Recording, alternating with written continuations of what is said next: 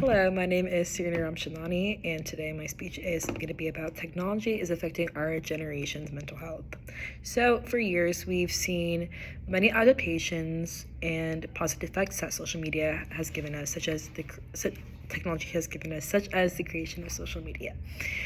This has helped impact our society immensely when it comes to being able to receive news really fast or being able to receive information to help educate others, as well as being able to communicate, which is one of the big hubs for that as well. Despite many of the positive attributes that social media has given us to help benefit our society, there's been a general shift to many negative aspects that social media has given us, such as cases of cyberbullying, as well as online hate speech. Social media has created a mass gap in our youth, one being mental health and how social media correlates with the downfall of teenage mental health. One case on why social media is affecting our youth, again, is cyberbullying. So cyberbullying is a form of electronic communication. Examples could be online hate speech, commenting vulgar things on somebody else's social media page, as well as blackmailing others with videos that they don't want to be posted on social media. That could also be a federal crime as well.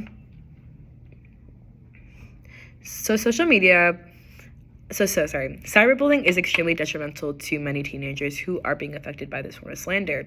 It can impact mental health. Studies have shown that many teenagers have shown early stages of suicidal thoughts as a result of cyberbullying and harassment, which can cause defamation of character to the ones who are being bullied. As a result of cyberbullying and harassment, which has definitely shown at this stage in life, I feel like teenagers are still trying to find themselves and find out who they are as people.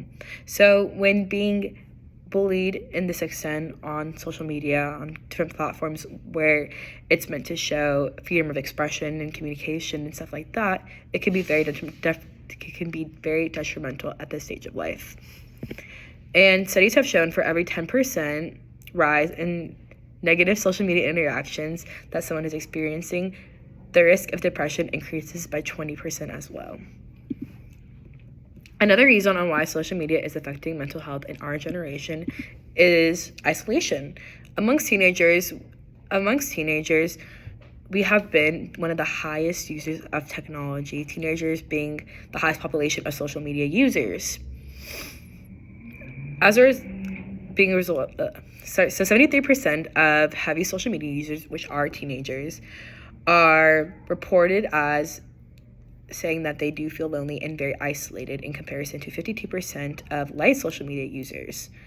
When looking at this demographic of teenagers, we are at high risk for adults' isolation in the future.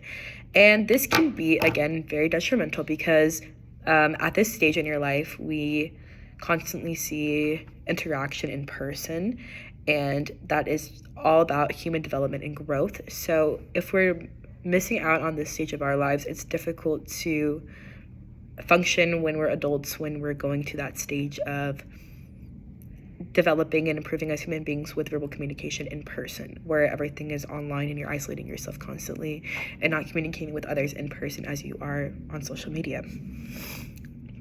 And one of the last reasons on why I feel that social media is detrimental to our youth's mental health is the causation of addictive patterns. So when using social media to high volumes, the prevalence of internet addiction disorder is at a 1.5% to an 8.2%. We see patterns, especially on platforms such as Snapchat and TikTok, which I know that Snapchat is addictive as in communicating with others. It's very short process, short timed, and then when you're going into TikTok, we constantly see that scrolling through certain videos when you're watching these 3-second videos, which also is detrimental to the attention span that we have as normal human beings, that time goes by really fast when using those apps. So being on there for what we think is 5 minutes can end up being 2 hours or 3 hours just being on it absolutely alone. So when we see these type of patterns, it can constantly drain our battery usage.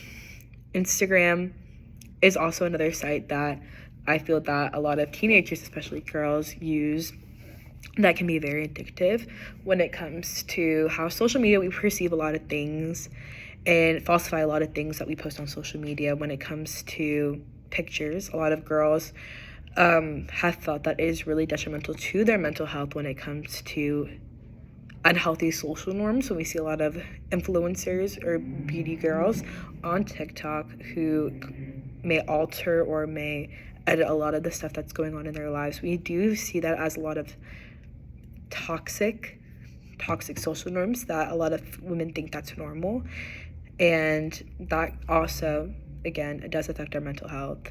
Overall, social media has issues in our society that we do need to work on, as well as educate others on how it can damage our society and can damage our youth if we keep going on with these unhealthy patterns.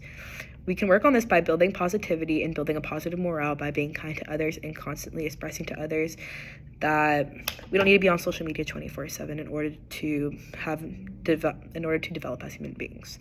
So that's it. Thank you so much for listening to my speech.